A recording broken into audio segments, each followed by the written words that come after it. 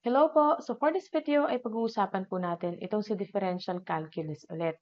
So dito meron po tayong function na f of x is equal to square root of x over 2 and this is raised to negative 2. So pag meron po tayong function na ganito, hindi po natin basta-basta mapapalabas si 2 dahil ito po ay meron tayong exponent na negative 2. So, ang gagawin po natin dyan ay i-distribute natin si negative 2, ayan, sa ating numerator at sa ating denominator. So, pag i-distribute natin siya, ang mukha niya ay magiging square root of x raised to negative 2 over 2 raised to negative 2. Pagkatapos nun ay isimplify po natin isa-isa yung ating numerator at yung ating denominator.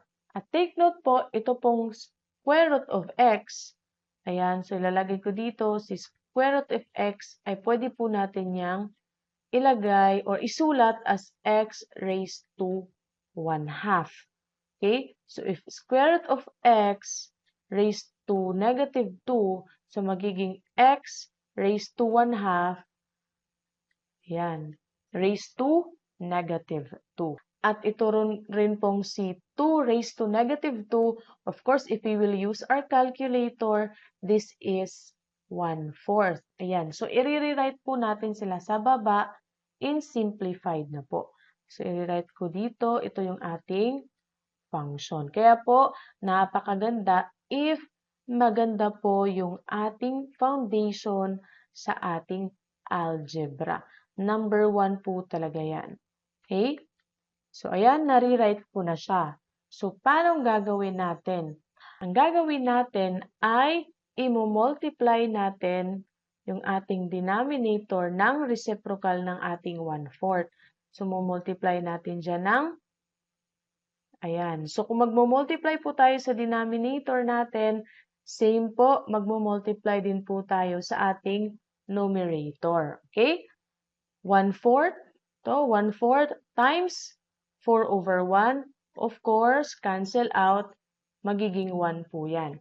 So, ito, 4 over 1 is also equal to 4. Pagkatapos, itong 1/2 times negative 2 is equal po to negative 1. So i-rewrite po natin siya dito sa baba. So, it will become 4 times x, copy lang natin si x, raised to negative 1. Kasi nga na-multiply natin si 1/2 times negative 2. So, naging simple na lang po tingnan yung function natin. And now, we can derive the function using the power rule or yung power formula natin. Where itong negative 1 po natin ay yung ating n at atong x natin is yung ating u. So, itong 4 po natin ay yun po yung ating coefficient. So, ikakopy lang po natin yan. So, ngayon po ay i-derive na po natin yung ating function using the power rule. So, kung naalala nyo, yung formula niya is u to the n is equal to nu n minus 1 du over dx. So, ikakopy lang natin or susundan lang natin itong formula. Again, this is our n and this is our u. Itong 4 natin, ikakopy na lang po natin yan. So, magiging 4, copy. Yung n natin, ayan. So, ang n natin dito is negative 1. Ayan, tapos copy si x. n minus 1, so ang n natin is negative 1 minus 1 at dx over dx kasi nga yung u natin is yung ating x. Okay? So ngayon, meron na tayong answer. 4 times negative 1, of course, that's negative 4.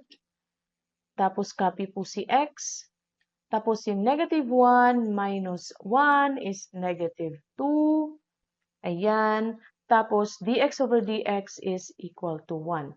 So, lagyan natin 1. Tapos kung i-multiply naman natin itong si 1 dito, ay same pa rin, no? By itself.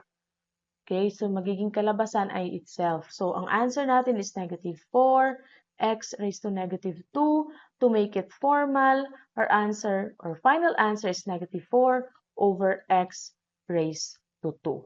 Again, if dadalhin natin itong x raised to negative 2 sa ating denominator, para po wala po tayong negative exponent, ay magiging positive po ang ating exponent. From negative 2, magiging positive 2 kasi nandito na po siya sa denominator. So again, our final answer is negative 4 over x squared.